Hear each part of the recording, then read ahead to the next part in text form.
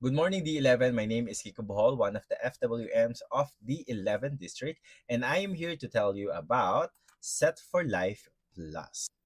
We have here a VUL plan. Ito ang isa sa mga regular plans natin dito sa FWD, wherein the client can enjoy the death benefit, huge death benefit, health coverage, and of course, investment. So pag sinabi nating VUL, insurance plus investment.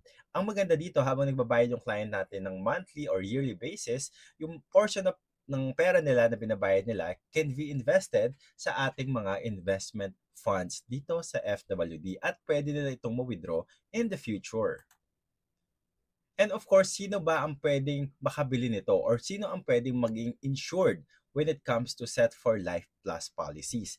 Yan ang mga babies na 15 days old pa lang. Yes, pwede na silang magkaroon ng gatong klaseng policy. At yung mga taong hanggang until age 75 years old. So, ganun kalayo. Kasi ang maganda sa plan na ito, until age 100 ang benefit period. So, ibig sabihin, yung death benefit, hanggat hindi namamatay yung client, hanggat hindi umaabot to 100 years old, insured pa rin sila. We also have here, sino ba ang pwedeng kumuha nito? Napag-usapan na natin. Pero ilang years ba ang payment period nitong Set for Life Plus? The client can buy or they can choose 5 or 10 years pay plans. So yan yung mga pwede nating pagpilian. So yung mga clients na gustong pumili lang ng in 5 years time, gusto nila okay na sila, tapos na sila magbayad ng insurance, they can get this plan. Or kung mga clients naman na medyo bata pa or they want to save for longer years para at least pag matagal yung investment nila, mas okay yung money growth, di ba? Next, over here, we have the minimum annual premium para makabili ng Set for Life Plus. Magkano ba yan? Kapag 5 years ang pinili ng client natin, kailangan ang minimum is 40,000 a year. Yes, hindi pwedeng 35,000 or below. Kailangan 40,000 a year ang kukunin nila para ma-avail nila ang 5 years. Para ma-avail naman nila ang 10 years, ang minimum niyan is 30,000 a year. So, depende na lang kung anong payment period or payment mode ang gusto ng clients natin. And ano bang meron dito? The client can choose two death benefit. So ano yung options ng death benefit? Number one, yung level, sum assured or account value, whichever is higher. Yan yung mapupunta sa mga beneficiaries in case they die.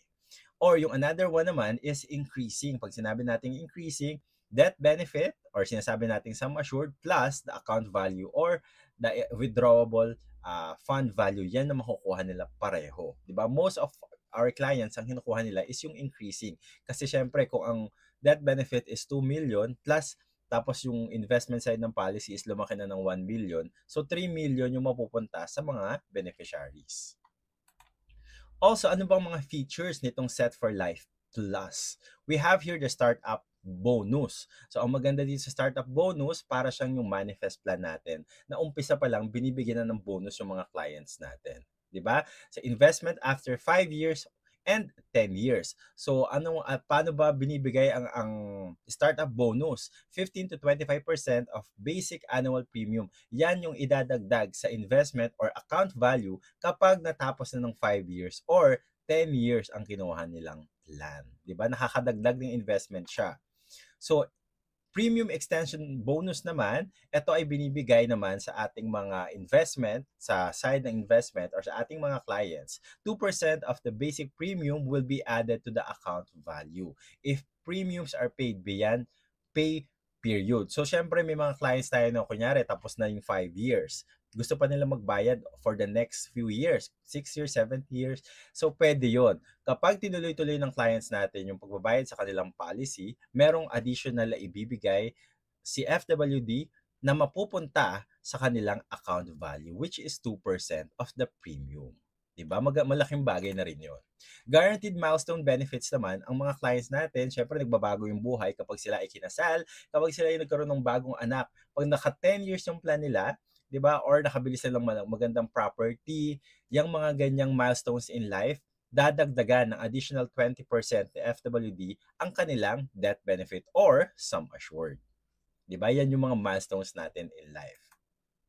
Loyalty bonus naman, ang client can receive, 'di ba, an additional 1% of the average monthly account value for the past 5 years. 'Di ba? Ito ay payable on the 10th year of the policy. So, ito ay mag-work lang sa 10-year plans natin. We also have the rider additional benefits. Alam naman natin na napakarami nating riders. Pero syempre, kasama na dito when the client apply for Set for Life Plus, meron siyang makukuha na automatic na Safety Pro. Yan yung accidental death benefit na kapag ang client ay namatay due to accident, magkakaroon siya ng additional benefit on top of the sum assured. And of course, the Sure Pro for Sure Pro, yan naman ay waiver natin kapag siya ay nagkasakit. 'Di ba? Hindi na siya magtutuloy-tuloy ng plan niya, ibig sabihin, paid na ni FWD or si FWD na yung magbabayad hanggang matapos yung 5 or 10 years na plan nila. We also have the premium holiday charges. Ito naman, premium holiday charges, kapag nakalimutan ng client magbayad, there are percentage of the annual premium ang i-deduct doon sa kanilang account value. So, iwasan natin na yung mga delay payment, i-advise natin yung clients natin na dapat magbayad sila on time or ahead of time, di ba? Para mas okay at mas save din natin ang ating persistency. We also have the surrender withdrawable charges. Siyempre, dahil VUL ang Set for Life Plus, lumalaki yung investment side ng policy ng client natin. But there are times na magwi-withdraw yung client natin. At kapag sila ay nag-withdraw on the first year pa lang ng policy, merong withdrawal charge na 90%. Napakalaki talaga. So it is not advisable for the client to withdraw their plan during the first few years kasi napakalaki talaga ng charges, di ba? We can advise our client to withdraw after siguro 8 years para zero na ang withdrawal charge nila. 'Di ba? Kung magwi-withdraw sila ng at least 30,000 talaga yung mawi-withdraw nila. Kasi on the first year, pag kunyari nag-withdraw sila ng 20,000, 90% of the 20,000 yan ang i-charge sa kanila. So again, let's not advise our clients na mag-withdraw agad sila during the 8 years period. All right? We also have the policy fee. Ito naman yung mga payment na nilalagay na or kinukuha ni FWD because of the insurance charges, may mga policy fee. Isa to sa mga charges na tinatanggal from the withdrawable account value. So, ang policy fee, yan naman nakalagay dito sa first year, 5 years, 80%. Pag 10, pay 90%. Diba? Yan yung mga charges na tinatanggal agad. Example, admin charge is 30 pesos monthly. So, very important na masabi rin natin sa client na merong mga charges talaga. And of course, fund management charges, dahil VUL ang Set for Life Plus, diba, isa ang fund management charge sa tinatanggal or dinededuct sa account value ng client natin. So, account value yan yung tinubo ng pera nila. Diba, meron tayong iba-ibang mga cost of insurance charges dito. Ito yung mga available funds natin, di ba? We have the Peso Bond Fund, di ba? And of course, the fund charge andyan sa gilid. In case naman tanungin ng clients yung mga yan, at least meron tayong masasabi. Alright?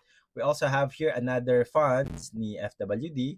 Meron din tayong mga, funds ni FWD. Yan, may Peso Growth Funds, Equity Fund, and meron tayong corresponding charges dyan.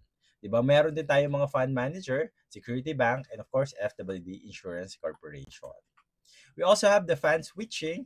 Meron tayong tinatawag na free fund switching on the first year of the policy. So in case na hindi maganda yung investment or tinutubo ng pera ng clients natin, we can advise our clients to fund switch. For example, ang first fund na pinili nila during the application is equity fund. They can change it to a better fund if tingin nilang kailangan nila. Alright?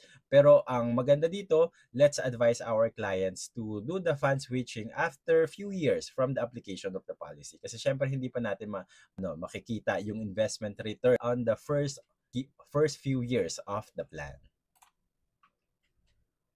Alright, meron tayong every monthly anniversary of the policy, units equivalent to the cost of insurance charge will be deducted from the total account value, di ba? So again, ito yan, meron tayong binabawas na insurance charges, isa to sa mga cost of insurance. Si FW may binabawas na insurance charges, depende sa age ng client, di ba? Kung sino yung insured natin. So again, monthly naman to at maliliit lang naman ito.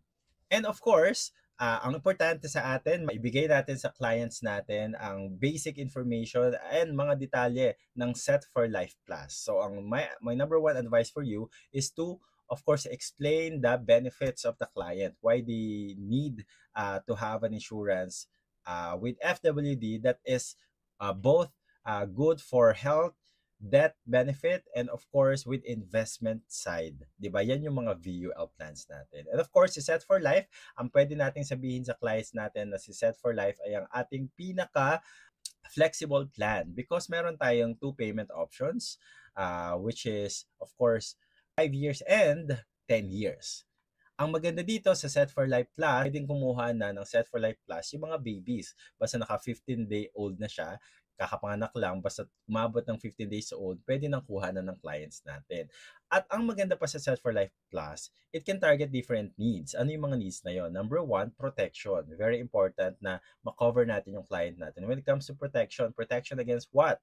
Against critical illness, against accident, and of course, hospitalization, and death, di ba? So, lahat ng clients natin, pwede natin i-advise sa kanila that they should start with a protection policy first. And of course, this plan is a good plan for protection kasi again, while they're saving their money, while they're paying their monthly premiums, 'di ba? Yung a portion of their money can be invested to our best performing funds para in the future another ma-address ni Set for Life Plus is the retirement year. The earlier they start, the better. Kasi there's more rooms or more years for them to invest their money para mas malaki yung makuha nila in their retirement years. Pwede rin si Set for Life Plus when it comes to education. Kapag baby yung kinuhanan na life insured, at least 15 years from the time na kumuha yung baby, na kinuhanan siya ng insurance, by the time na 15 years, 17 years from the time of the application, magka-college na yung anak natin, and whatever it is na ma-accumulate for the money growth can be used for the educational fund or the college fund of that child. Diba? And at the same time, yung ang maganda dito, i-compare natin siya sa bangko. Sa bangko, walang pwede tayong mag-save ng same amount, 40,000 a year. Pero in case of death, walang ibibigay si bangko sa atin, sa ating mga beneficiary. At in case of critical illness, wala tayong aasahan sa ating mga bank managers or sa mga banks para i-cover tayo ng millions of money. Only life insurance ang pwedeng mabigay niyan sa atin. Kaya very important na ibigay natin yung benefits muna. Bago yung wag nating isipin yung mga commission na makukuha natin dito. Ang isipin natin is yung kung paano magbe-benefit yung clients natin sa mga ganitong klaseng plans that we have here. All right? And of course, Set for Life Plus is easy to understand. Ang pinaka-importante lang dito is mabigay natin yung key features ng Set for Life Plus. Ano ba yung mga key features ng Set for Life Plus? And of course, yan yung mga features natin na startup bonus. We also have the premium extension bonus. We also have the guaranteed milestone benefits. Yan, mga loyalty bonus, and of course, mga riders and other benefits na pwede lang makuha if they get this plan. Alright? My name is Kiko Bohol once again. Maraming salamat.